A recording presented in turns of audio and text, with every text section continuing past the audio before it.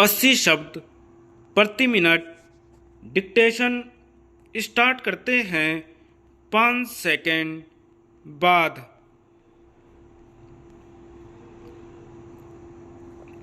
निर्णय सार।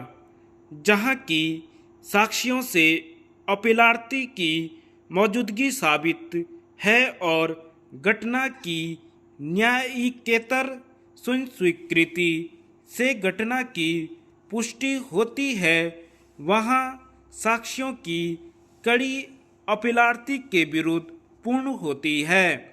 विचारण न्यायालय ने ठीक ही अपीलार्थी को भारतीय दंड संहिता की धारा 302 के अंतर्गत दोष सिद्ध एवं दंडित किया और उच्च न्यायालय द्वारा उसका अनुमोदन विधिपूर्ण है। अपील निरस्त। वाद तथ्य अभियुक्त अपीलार्थी और परिवादी दोनों एक दूसरे के पड़ोस में ही रहते थे और अच्छे संबंध के कारण अपीलार्थी का परिवादी के घर आना जाना था। घटना के दिन अर्थात 24 अगस्त 1993 को परिवादी अपने पत्नी के साथ काम पर चला गया। उनकी 17 वर्षीय पुत्री घर पर अकेली थी। अवसर पाकर अपीलार्थी घर में दिन के 10:45 बजे प्रवेश किया और उसके साथ बलपूर्वक शारीरिक संबंध बनाने का प्रयास किया, जिसका उसने कड़ा प्रतिवाद किया।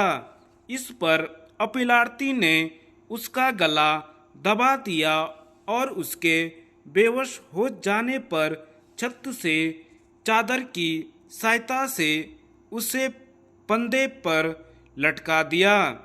इसी समय कुशाल पाल और विनोद परिवादी के घर कुछ निजी काम से आए।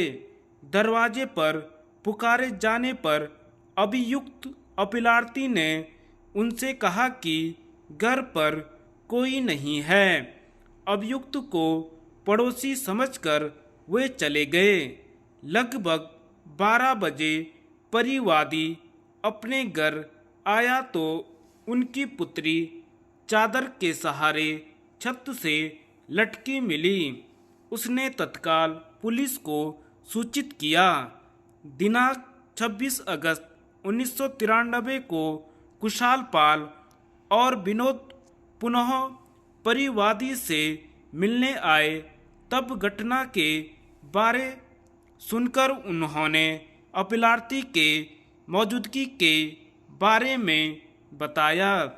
तदनुसार अपीलार्थी को गिरफ्तार करके अभियोजित किया गया। विचारण न्यायालय ने अपीलार्थी को भारतीय दंड संहिता की धारा 302 के अंतर्गत आजीवन कारावास और 20,000 रुपये के जुर्माने के दंड से दंडित किया, जिसकी पुष्टि उच्च न्यायालय ने भी कर दिया। अतः यह अपील प्रस्तुत किया गया। निर्णय। विचारण न्यायालय ने अभिलेख पर मौजूद साक्ष्यों से निष्कर्षित किया है कि अभियुक्त मृतका के घर के बगल के तल पर ही रहता था, इसलिए घटना स्थल पर उसकी पहुंच सुगम था। साक्षी विनोद PW2 के साक्ष्य के अनुसार अभियुक्त घटना के समय मृतका के घर पर मौजूद था।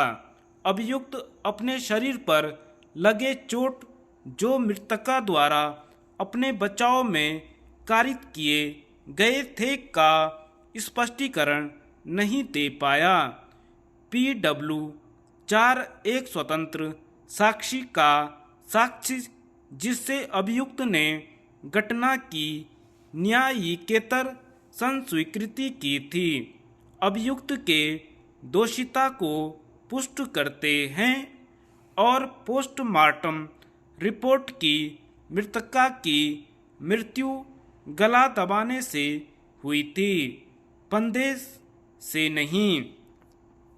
इन साक्ष्यों के आधार पर दोष सिद्धि को उच्च न्यायालय ने भी सही माना है। उपर्युक्त साक्ष्यों की कड़ी में घटना अपीलार्थी को ही उससे जोड़ती है और मृतका की मृत्यु से भी। साक्ष्यों का अपीलार्थी से कोई शत्रुता नहीं है कि वे अभियुक्त को झूठा फंसाएंगे, अतः अपीलार्थी अभियुक्त की दोषिता स्थापित है। प्रकाश बनाम राजस्थान राज्य 2013। अपील में कोई मेरिट नहीं है, इसे निरस्त किया जाता है। धन्यवाद।